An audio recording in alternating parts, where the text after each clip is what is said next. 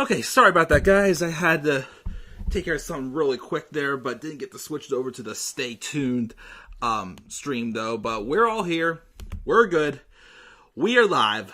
What is going on, guys? This is the Club of the Man 1993, and we are here live for my live review of last night's edition of Monday Night Raw.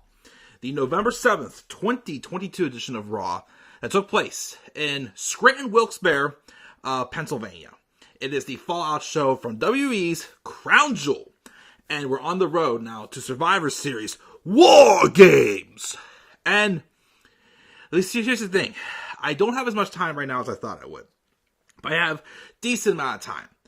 But this was a very talk-worthy episode of Raw. A lot of stuff happened on this show. Like, Crown Jewel and Raw were two shows that, even though, of course, there was some, swings and misses on it, there were several things that really got me thinking. Really got me, grilling with fantasy booking. But there's also some things that there's one thing I do want to rant about on the show. And it's not what happened in the main event. The main event confused me. But the one thing people think I would be upset about, I'm not upset about. I'm just more so okay, why should I hate this person? Why should I cheer this person? But I like what I did with one person. But, we'll get to that in a second. But a lot of ideas really scrambled through my head last night. It was an episode that I'm glad I paid very close attention to and had a lot of fun tweeting about it. I tweeted a lot last night. It was probably one of the first times I tweeted this much during a wrestling show in God knows how long.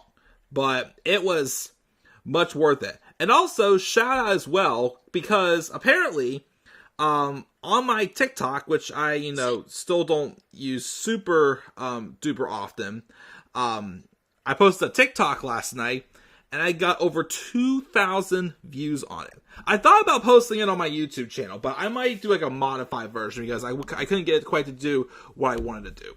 But it's Tuesday nights. I do trivia nights on Tuesday nights. I really only have about 50 minutes, so I'm going to get moving here. So if I don't talk to you guys in the live chat much this stream, that's why, but I got a lot I want to say about this episode of Raw.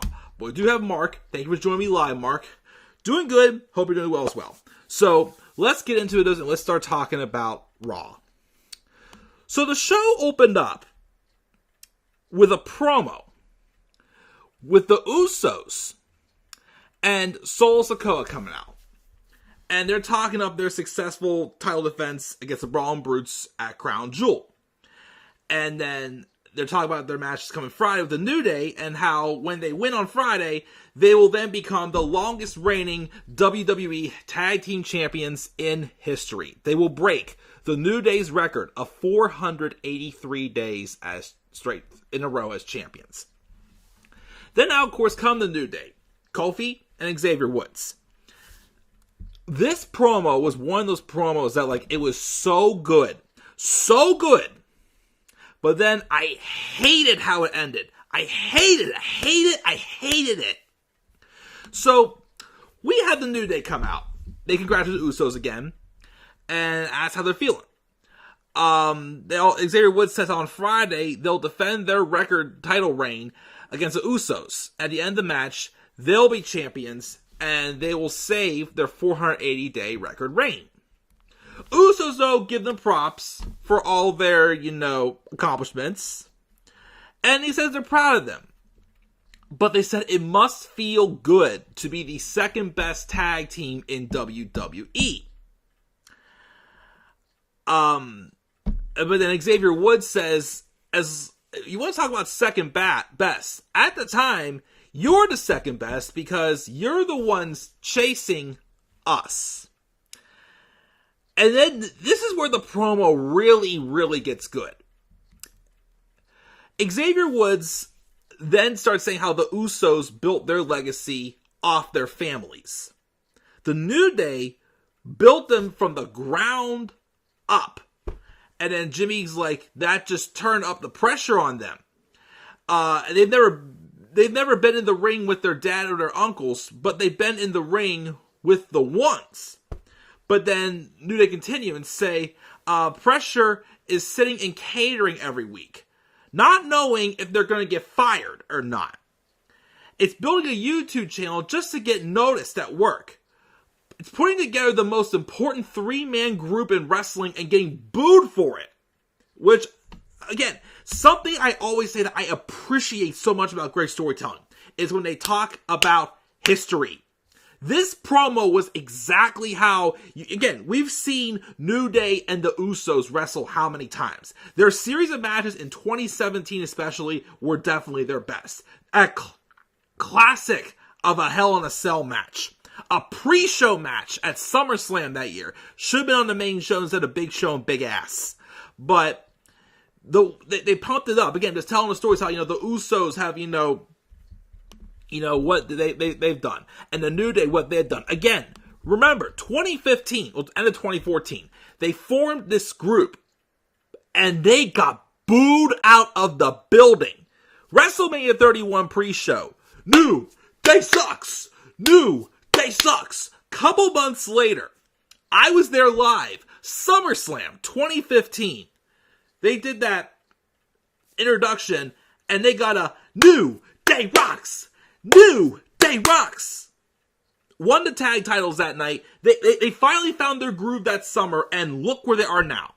Had they been overexposed, had like too long of a run together? Yes, I do agree. I think, they were able to, drift Big E away, but then of course Vince was putting him right back with them before he got his neck injury. Maybe Triple H will change that when Big E comes back. We wanted to see kind of like Kofi, do his own singles run thing for a while or whatnot. But long story short, New Day basically became successful when they really weren't supposed to. And that's the point that Kofi Kingston and Xavier Woods tried to come across with. Of course, they say how that pressure is what turned them into diamonds. But then Jimmy asks about the diamonds that used to be the crown that Jay stomped into the ground, referring to whenever they broke Xavier Woods' King of the Ring crown. But they call themselves, of course, the real crowns. And then the Usos said, and around their waist, the Usos gave Kofi the chance for Kofi Mania in the first place. Matter of fact, stay at home with your kids on Friday and let them do what they do. And this is where Kofi starts getting personal. And every time, this is why I want Kofi to get another singles run. And honestly, why Kofi should turn heel. Again, this serious side he gets, you want to see more of it. But I feel like he could only show that more as if he would go heel. Kofi says, what kind of father would I be if I went home and told his kids he forfeited a match? To them, this is just another check mark on their achievements list. This represents them overcoming being saddled with a preacher gimmick. It represents them clawing and scratching to get some semblance of success in this industry, only to be told that they suck. It represents what may very well be the last time New Day was whole, so they won't forfeit this record. And of course, he goes on, and then, just like that, when I'm like, yeah, this is awesome. And then, just like that, everything just deflated to me. Because Matt Riddle then came out. He came out, and I'm like, why in the hell is he out here? He does his goofy thing with the bongos and, says his usual, awkward jokes. And it sets up for a random 6-man tag match. Which, I'll forgive it because it was a good match. A lot of back and forth. It led to Solo Sikoa getting the victory when he pinned Matt Riddle. I'll take it because it gave Solo the victory. But look, I gotta rant here for a second. I love Matt Riddle, don't get me wrong, but I really feel they've gone backwards with him ever since he won that Fight Pit match at Extreme Rules. Why is he being full-on goofy Matt Riddle again when you were developing this new serious character to him? And then he beat Seth Rollins. He immediately has one more match again, out of the blue, no build, U.S. title match. And it just feels like we're right back to where we were before that whole feud started. Like, why did he have to get involved in this? There was no I mean, yes, have a 6-man tag match. Okay, they put over Solo Sikoa, but even I was afraid for the 6-man tag match. Because I'm like, okay, if, like, the New Day or Usos, like, one of these are to pin each other, to me it's like, okay, other than having, you know, an extra guy on each team, it will kind of, like, ruin my excitement for the match a little bit for Friday. Because this promo made me really want to see this match. Like, I am very intrigued to see, of course, what will happen. It's not that, you know, either ways.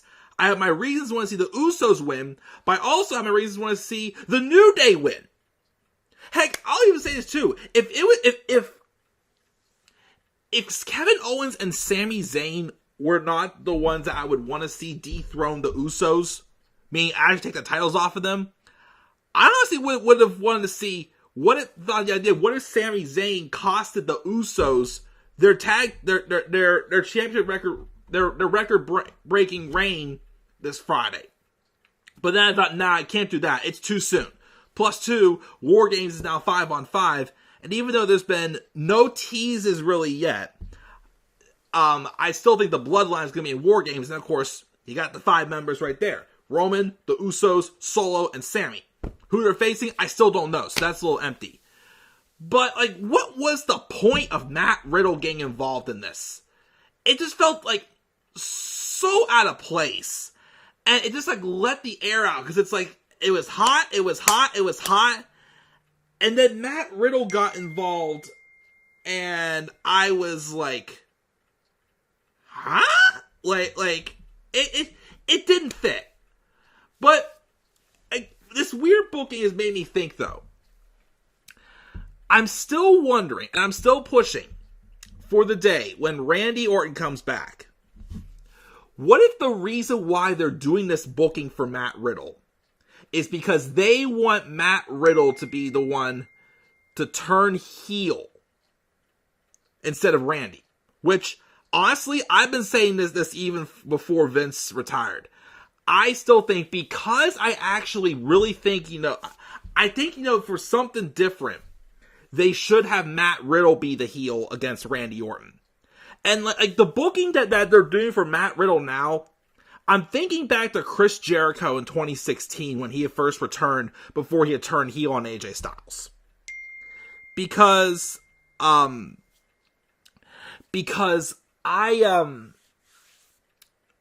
Chris Jericho was feeling like very like flat leading to that heel turn. But he mentioned in an interview that he did that just to kind of like plant some seeds. Make people like, already like start to like, doubt Jericho. To lead to that moment where you have a reason to hate him. So I'm wondering if that's what they're trying to do with Matt Riddle. Because again, like I said, I don't know about you. I just still really feel like his feud with Rollins kind of ended a little, again, like up to this deal, the fight pit was great.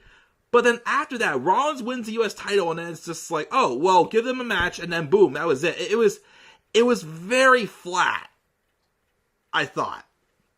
So, yeah, so like I said, haven't quite been too impressed with the booking of Matt Riddle the past month.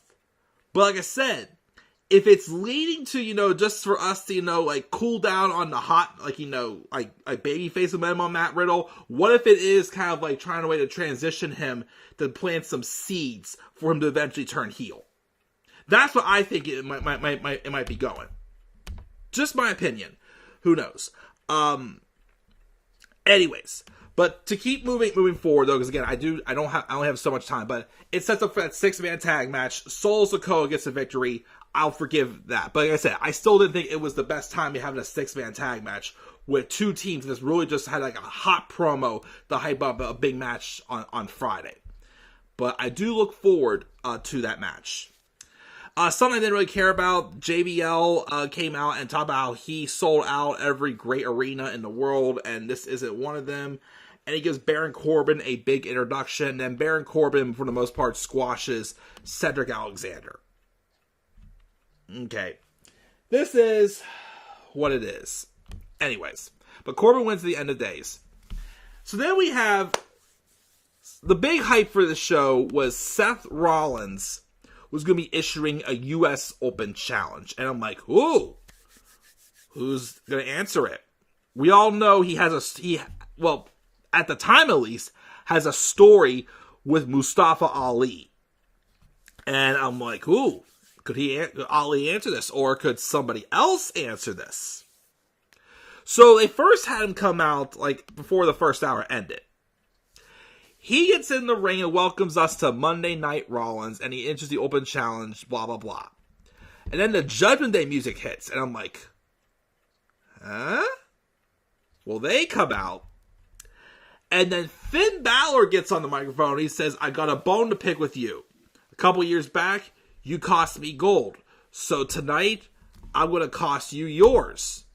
And I'm like, that is actually a story I thought that they would do maybe back in like 2018 or whatnot to lead to a Seth and Finn, because they've had a couple babyface matches on Raw, but to lead to like another pay-per-view match between them, because their match at SummerSlam 2016, despite the fact the crowd booed the hell out of the Universal title, was still great. So like that was a story I was kind of hoping we would get at some point after Finn returned for a while and his babyface would have cooled off on him. But that we weren't done yet. No.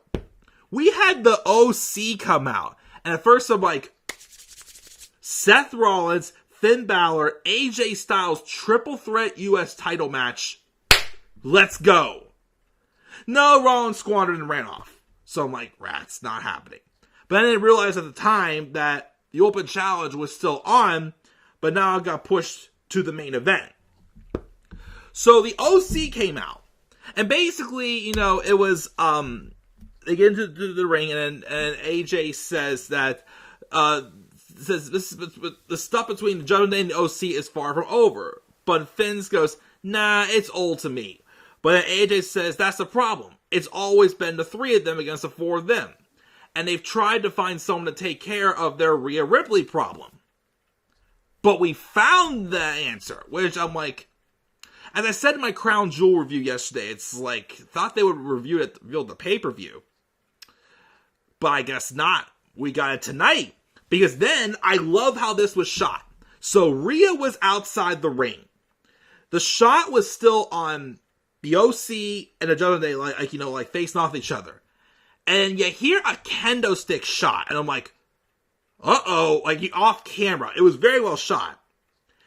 And I don't know why I didn't even think of her. Because remember, my candidates for who could be the ones to come back to neutralize Rhea is Beth Phoenix, Tegan Nox, or Piper Niven. I don't know why I didn't think of this person. Because I think her contract just expired with Impact recently as well. Mia Yim. First off, it was Mia Yim. Mia Yim is back on Raw, and I popped. I'm like, wow. I've always liked Mia Yim. And definitely, she got like the shorthand of like the stack in NXT. I mean, like she came at the time where, Io was getting hot as a heel. Shayna was on the run of her career. Candice LeRae was cooking and whatnot. Like it was like she kind of like got her opportunities, but she didn't quite get as many as she probably could have. And then of course she got called up and was reckoning from in the Retribution stable. So we have a turn alert to do here for Mia Yim. We have a few pending turn alerts actually from this episode of Raw. But Mia Yim came in and neutralized them, and they had a nice beatdown. They had this. I almost should have used this if it wasn't for what happened in the main event. I should have used like that picture of the OC and Mia like pose with Mia like on one knee with her kendo stick on her shoulder, posing like a badass. And I'm like, that's sick. Well, of course, main event, maybe want to pick something different, but so. I think the reason why I didn't consider Mia Yim is because Mia Yim originally went to Impact after she was released last year because she was tired of the live TV drama. I think she, so I think because of that, and she didn't go to AEW with her now husband, Keith Lee, happy birthday, Limitless One, by the way, I didn't think she would come back. But Triple H taking over, obviously, again, Mia Yim was the Cedric Alexander of the second Mae Young Classic. Everybody did the please sign Mia chants, and Mia Yim did get signed to a contract. You all know Triple H had a pretty good faith in her. Well, I wish he would fix Cedric Alexander too, but we'll see about that one, of course. But, so yeah. I mean, I was surprised, but I liked it. I'm happy with it. It wasn't what I expected, but it's different. Let's roll with it. Although, I did get War Games vibes from this. Like, I haven't had, like, the vibes yet for a War Games match of the Bloodline, but, like, it would have been nice to have, like, a mixed War Games match with the 4 members of Judgment Day and now the 4 members of the OC. But I don't think it's what's going to happen. I'll tell you, well, at least for the women, 2 possibilities I see for the women when we get there in a second. But that was a nice surprise, of course. OC was standing tall again. That badass pose at the end was friggin' awesome. Then Seth Rollins was told that, still open challenge is still on later on tonight after commercial. Elias had a match with Otis, was what it was. Otis won the match. I keep saying I do like that they have been having Otis show a little more personality lately, but this was just like a filler match basically, but it was fine. Judgment Day had this interview. Now here's where I start, we'll have to wait a little bit, but here's where things started cooking for the women's War Games match, in my opinion. Because the Judgment Day had an interview backstage, and they say the OC have solved nothing. Results will always be the same. They'll fail to the Judgment Day. Dominic says how Mia doesn't stand a chance against Mommy, call Rhea Mommy. And Rhea says you can bring the whole damn army in and she won't care. But as they leave, they have a tease for a match with Bianca and Rhea. So at first I'm like, okay, I guess they are moving on for sure from Bianca and Damage Control. Not yet though, of course, because technically even though Bianca won, the rest of her buddies still having no unfinished business. Even though, but we'll get to this in a second, get here further. We have a dueling promo with Bianca Belair and her girls and Damage Control. They go back and forth about their victories and such. Because Bianca did beat Bayley, but Damage Control did retain the women's tag titles. And of course, I did like how they played the story of Bayley was obviously depressed because she lost again. Even though Dakota did say what I felt Damage Control should stay. Technically, though, even though Bianca's won the ladder match and the last woman standing match, Bianca's hasn't done one thing that Bayley's done, and that's pinned Bianca. So Bianca hasn't pinned Bayley since they came back. So I'm like, okay, the story's going to continue, another match, but I'm guessing that could be the reason the story for going into the War Games match is for Bianca to pin Bayley. Even though I'm not the biggest fan of that, because let's get into this. Well, first off, the best part of this segment, by far, was when Asuka and Io got into, like, a Japanese, like, trash-talking war. We had no clue what they were saying, although there is a video translating what they were saying. I didn't get to watch it yet. And, of course, my favorite part of the night, well, favorite part of the promo, at least, I don't know about my favorite part of the night. There was so many favorite parts of the night, my night in the show, is when Io just goes, bitch, and then they just brawled. And then they brawled, and then Bianca then after it clears out, and the heels were there as well. Well, just at the time it was just Bianca and her 3 and Damage Control.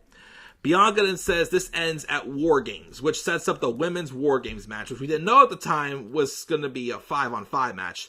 But then Nikki Cross comes down to help Damage Control, and they accept the challenge, and they're good to go.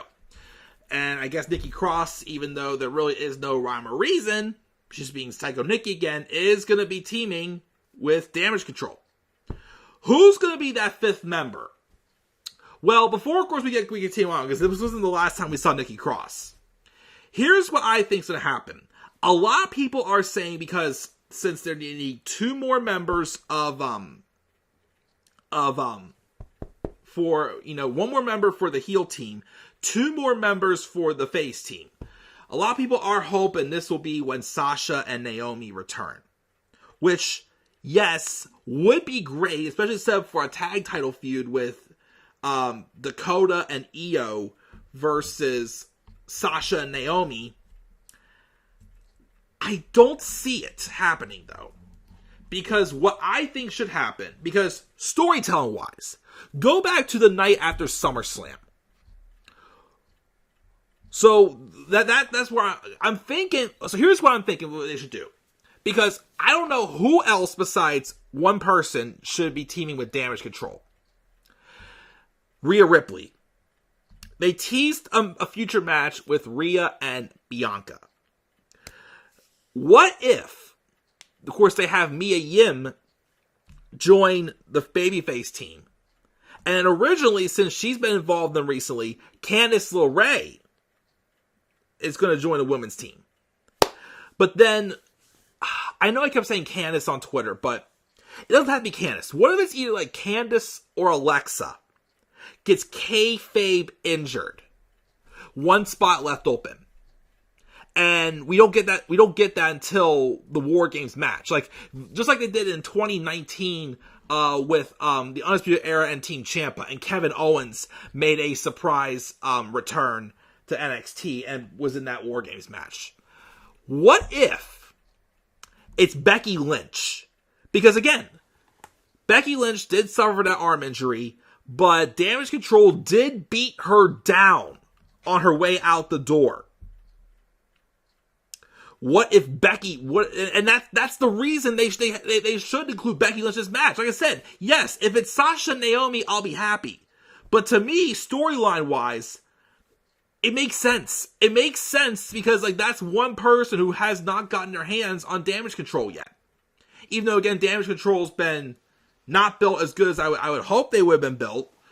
But, and that's the thing too, if they would have had, Bayley not get the loss at Extreme Rules, or even, of course, at Crown Jewel, even though I still feel like Bayley, and Dakota did mention that in the feud, Bayley has legitimate reason to, say this ain't over because you technically never pinned me, and I pinned you. Again, in this year. Last year, Bianca did pin Bayley twice. Or more. I can't remember how many matches they had in 2021. But if you would at least kept Bayley strong, you could have done Becky Lynch returning, and then she becomes the new main target for Damage Control. Because have we ever had a Bayley and Becky feud before? That would have been very fresh to do. I mean, I don't know if Becky's going to be ready for War Games, but it's where I think they should go with I should go with it. I think the only only person I could see joining Damage Control is Rhea Ripley. Because that way, also, here's the thing. I feel the outcome could either be Bianca Belair pinning Bayley, or what if it's Rhea Ripley winning for the heel team, at least give Damage Control some sort of a rub, and it'll give an excuse to set up the match between Bianca and Rhea. Or, of course, even if Bianca's team wins, it could be like Rhea saying, you didn't pin me, though, in the match, and you still owe me your match. So, one of them's happening. But, that's probably going to, one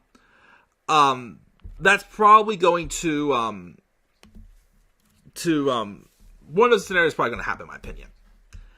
Anyways, though, we didn't have a match with Austin Theory rejecting Shelton Benjamin's advice. And we have a random match with when Austin Theory defeated Shelton Benjamin. When's the last time I've seen Shelton Benjamin on TV? And then, of course, I'm probably going to do a turn alert for him because when I went to Raw a couple months ago, he had a match with R-Truth, I think it was, on Main Event. I saw it before, of course, the show started when I got there. And he was a babyface. They were acting like, they shook hands out of respect and whatnot. So I'm guessing Shelton's a babyface. Maybe for now, but I'll mention him again in a little bit. But Austin Theory beat him with the A-Town down. Then afterwards, I gotta poke a little bit of fun with this segment. We have The Miz come out. And before his match with Johnny Gargano, he wants to say everything Johnny said in that interview last week was completely false. But the only silver lining, because of course he's had a lot of people who have, just been, calling him and getting on him, even his own father. But the only silver lining is that his agent's phone won't stop ringing. And a notable Hollywood person wanted to talk to him. And, of course, he did meet with some PR person. Well, Johnny Gargano comes out. And he admits that he needed a little more evidence to back up his accusations. And admits that the PR person was indeed the person he hired as a private investigator.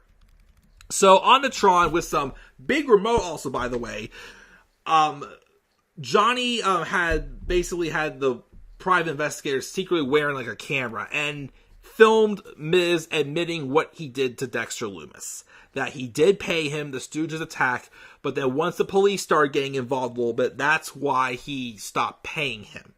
Because he had to hide his secret. And of course, the Miz had that. I immediately thought back to that promo in 2013 it was, whenever Paul Heyman got busted for, paying off the Shield, basically, to, help CM Punk. Of course, they didn't get the, "you been busted" chant. Of course, Miz was just stunned, and that led to their match. And then, shout out to Just Alex. He posted a tweet on Twitter. And he basically said, and he would have gotten away with it too, if it wasn't for that meddling Johnny Gargano. Do you know how they always say in Scooby-Doo? And I would have gotten away with it too, if it weren't for you meddling kids. But then, we had the match with Johnny and Miz. And it was a good back and forth match. The Miz won because he faked out that Dexter Lumis pulled him under the ring. Which he didn't. Although, you never know. I'm going to mention something here in a second. So it looked like Miz got pulled in. But then, of course, Miz came back. He got pulled underneath the ring. He came back out. He's freaking out. The referee's like, "There's nobody down there. There's nobody down there." And then Miz had seen him grab the weapon and hit Johnny Gargano with it. And, of course, referee comes back, and Miz is able to sneak away with the victory. Then I thought, okay, we're going from Scooby-Doo to Home Alone. Home Alone 2. May won a battle, little dude, but you lost the war. That's basically what it came to. And then, next week, we'll have The Miz go, corner Johnny and go, "I've never made it to the 6th grade. It was like, "You're not going..." Just kidding. But then, while Miz is celebrating his sneaky victory, Dexter Lumis came out and did attack The Miz, leaving him laying out for retribution for what he did recently. Now, my thing, though, is, as I keep saying, the big reveal, I do think works. The thing that I'm just still worried about is I don't know if Dexter Lumis can get more mileage out of this character as a babyface. Like this whole, stalker type thing and whatnot, I need to see him do that with somebody else. Because like I said, I still just feel like he can't get mileage out of this gimmick as a babyface. What I'm kind of wondering, what I'm thinking they should do, what if Dexter Lumis, because, the other thing too is, I think the plans have had to change because Tommaso Ciampa's not involved right now, because he's out hurt with that back surgery. But I personally would like to kind of see, what if we have Johnny Gargano and Miz have another match? Dexter Lumis gets involved, but he turns heel and attacks Johnny Gargano. And he basically, just full on, just becomes Miz's sidekick. Because Miz tries to let's say Miz tries to make a deal with him saying, "Hey, this doesn't have to be private anymore. Everybody knows. But since you're still dangerous to begin with, while I get you your job back and you can work for me." I feel like his stalker character, Dexter Lumis' character, is more like there's more mileage out of it as a heel right now. And it could be a reason to lead to, even though I think he's better as a heel, what if this leads to Tommaso Ciampa coming back, and then this leads to like a feud with like DIY and Miz and Dexter Lumis? Because also think about this too. Even though I hated the way in NXT, there is a story here where Johnny Gargano really didn't accept Dexter Lumis. So that could be another motive for Dexter Lumis to turn on Johnny Gargano. But just some, again, fantasy booking ideas that I'm just throwing out there. But we got that. And we have the match. After this, we have a backstage where Nikki Cross is pacing with damage control. Dakota talks up how similar they are. And Io tells her to destroy Dana Brooke. And Billy tells her to let it all out tonight. And we have Nikki Cross versus Dana Brooke for the 24/7 championship. And I'm like, damn it, this thing's still a thing? I thought it would just quietly just go away. Nikki does win, but there's no 24/7 rules.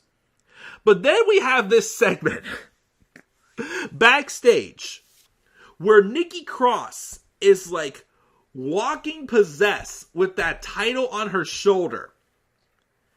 And then as she's walking past the garbage can, not even looking at it, she takes the title and tries to drop it in the garbage can, but completely missed the garbage can. But message received, the 24/7 title is gone.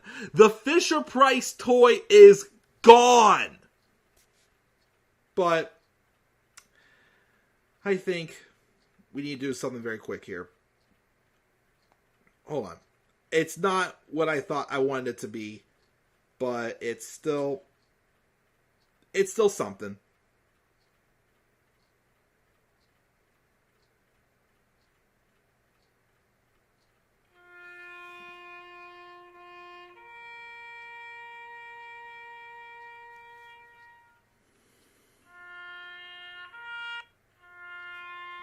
I was not able to get... I posted it on my TikTok last. I wasn't able to get it longer than 15 seconds for some reason. But yes, Taps as the 24/7 title. Rest in peace. Thank God that thing's gone. And who knows where it goes when Dana Brooke goes from there. I still think they should put Dana Brooke back together with Emma. Now that Emma's back. But... yeah, that was hilarious. How Nikki Cross goes to dump the 24/7 title, but completely missed the garbage can. I think that made it even funnier, in my opinion. But, yeah, that, believe it or not, that, let me see how many views it's got now. That TikTok I posted on my TikTok, which is, I changed it last night to @theClubWithTheMan 1993. I don't post that much on TikTok, but here and there I'll post something. But that's got 2,400 views on it. Pretty cool, I would say. So yeah, got a lot of like popularity like gained from that. So I don't know. I still get the itch here and there to use more social media for this channel, but I sometimes think I don't know if I should, because that'd be more responsibilities on me. But we'll see. Anyways, so then of course we have, after that happens, the OC interview about Mia Yim. They put her over as the equalizer, gonna go out and celebrate, and the bill's on her. Then we get the main event. Seth Rollins coming out for this US Open Challenge. And I am still intrigued who is going to answer this. Seth Rollins comes out. He's here to redo because he made a promise and he intends to keep it. He also mentioned how this month marks 10 years, which I cannot believe it's been that long already. And what a ride it has been. We've been with him through all the highs and the lows, ups and downs, wins and losses, all the titles. And just a few short weeks, he's made US title, the title on Raw. And it's time to get down to business and see who wants to take a shot. Which, okay, him him not cowarding out of a title shot, okay, but still, Seth Rollins' recent motives have been heelish. Let's start there.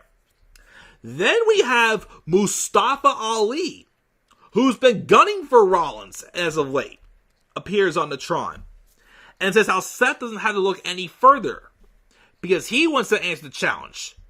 But then he gets yanked off the camera, and I'm like, who is it? Who is it? Who is it? And it's Bobby Lashley beating the hell out of Mustafa Ali. And I like how he beats him up. He looks at the camera, looking scary as hell, by the way. Starts talking to Seth. Ali tries to get some offense in on Lashley. And then Lashley just grabs him and he's like, bitch, and just like tosses him like over a row case. And he just like smashes into a stack of him and just like falls down. Just like, it looked like he literally just got knocked in and locked inside of a row. It was just a hilarious bump. Like he took it like a champ too, for sure.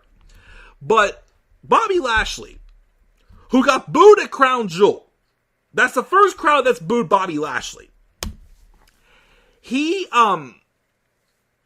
says how Seth doesn't need to look any further because, he says that Ali won't be accepted in the open challenge. There's 2 reasons he isn't U.S. champion anymore.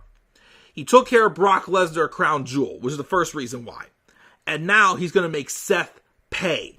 Because again, Seth Rollins pushed Bobby Lashley. Again, he pushed Bobby Lashley to still do the match even after Brock beat him down. Seth Rollins insulted him for being a soldier. So now he wants payback, and he is accepting the open challenge, and he is going to get his title back. So then Bobby Lashley comes out, and yes, he's being all serious, but he's still looking at the crowd and doing his like. So he's angry, but he's still acknowledging the crowd a little bit. But he does not wait for the bell. Bobby Lashley goes ape shit and beats the ever-living piss out of Seth Rollins and slammed him through a table. But then the referees are telling him to, back away, go away and whatnot. So as he's leaving, though, here comes Austin Theory. And I'm like, wait a minute. So like, well, okay, he can't cash in because 1, I've never seen anybody cash in on a mid-card champion before, and 2, it's an open challenge. He doesn't have to cash in. But again, also I'm thinking too, the referees try to get Bobby to walk away. Why didn't Bobby try to goat Seth into challenging him? Because that's what Seth did. That's what Seth did a few weeks ago. Austin Theory came down, and then he cashes in his Money in the Bank against Seth Rollins. And I'm like, what the fuck is going on here? So the bell rings. Austin hits him with a left hook. Seth kicked out. Fireman's carry. Hit Austin and then then Seth tries to hit a pedigree. But then Austin reversed into a pedigree of his own. Seth kicked out yet again. And then goes, counters, power bombs, and eventually Seth went charging, I think, for the stomp. But Theory caught him, hit his A-Town down, and then the way they shot him, I'm like, wait a minute. This isn't how it's going to end here, I'm guessing. 1, 2, and I could tell by the way it was shot that something was going to happen with the referee. Referee gets pulled out. Bobby Lashley was back again, and he beat the holy piss out of Austin Theory. And I'm like, okay, Bobby Lashley is going manhandle on everybody, but what is going on here? So he beats the piss out of Theory, and then he gets, after he pulls the referee out of the ring, and then after he gets Theory to pass out to a hurt lock, he then leaves. Theory just beats a 10 count, but as Theory rolls back in, Seth Rollins hits the curb stomp and gets the victory. So making Austin Theory's cash in a failed cash in. Here's the thing. I am not upset Austin Theory failed to cash in. It was weird, yes, but he had just had an excellent match against Seth Rollins last week. I'm not upset about that. Obviously, again, Austin Theory just was not ready. The whole story here is Austin Theory's story was he was Vince McMahon's handpicked protege. Now that Vince is gone, you gotta play the story of, okay, daddy's not here anymore and you're not getting everything you want. So, in theory, no pun intended, I think the whole story of him losing the Money in the Bank briefcase works. The thing that I'm confused about, because Bobby Lashley, of course, even had a segment.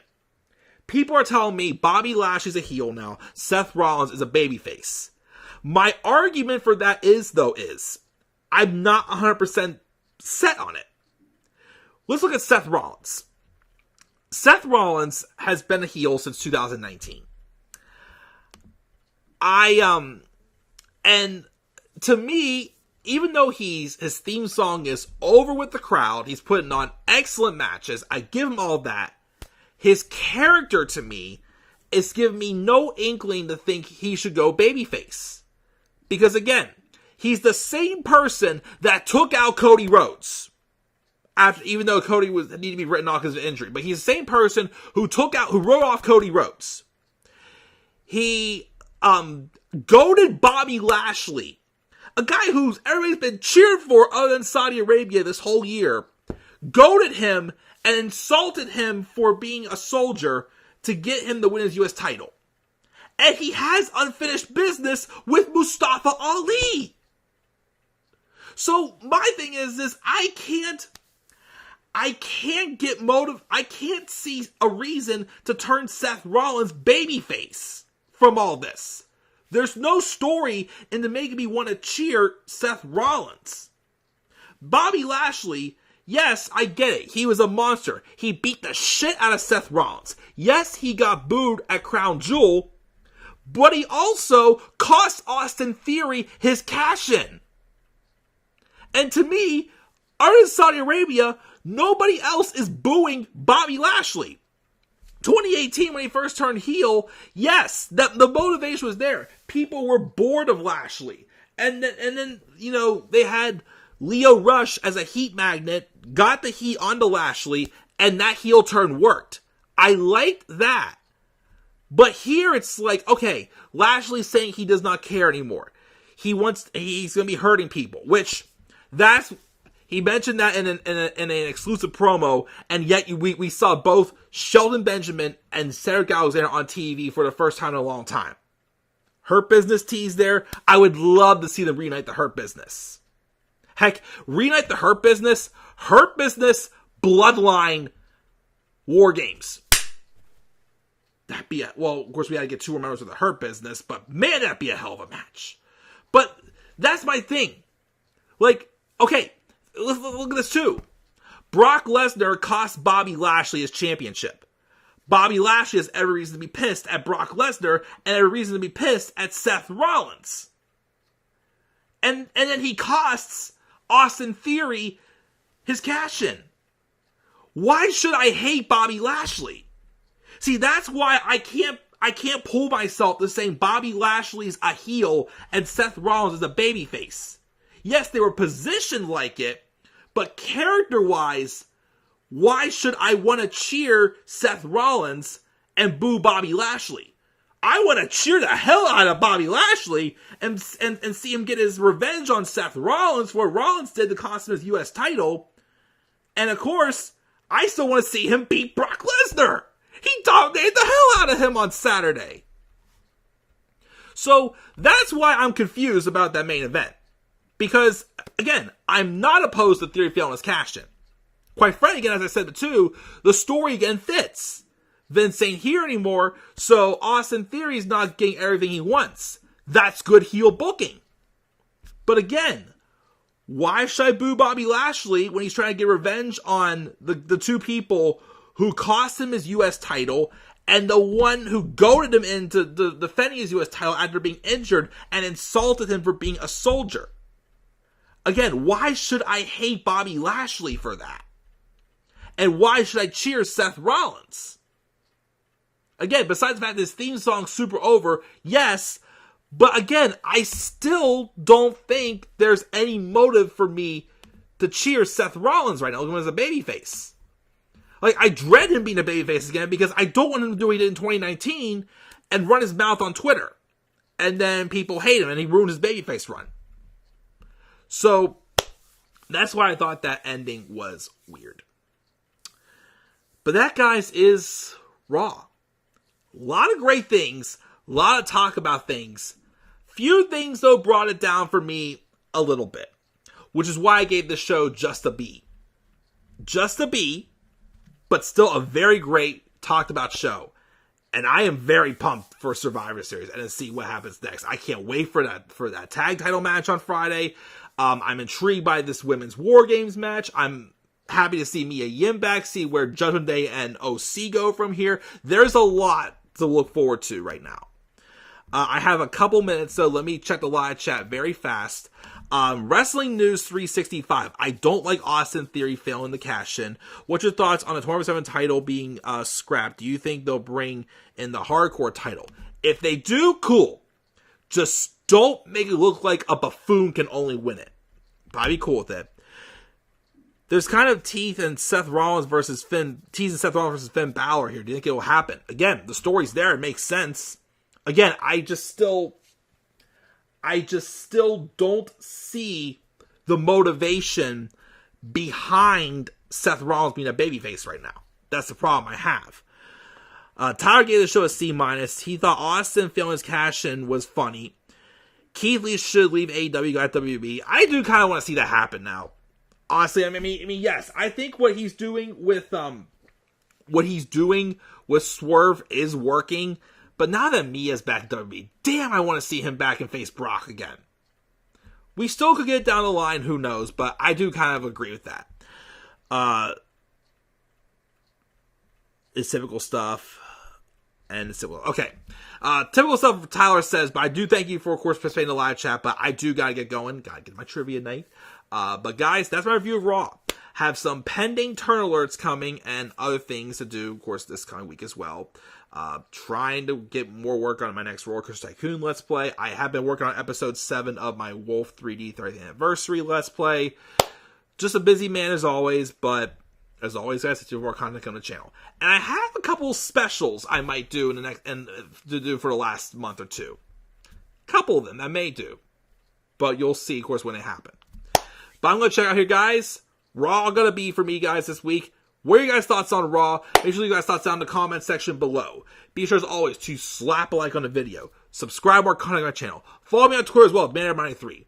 And also, follow me on TikTok at the Club of the Man 1993. As I don't post TikToks too often, but again, my last video has almost 2,500 views on it. Check it out, please. That's it, guys. I'll catch you later. Have a great rest of your night, and I'll see you guys all in my next video. Peace out, everybody.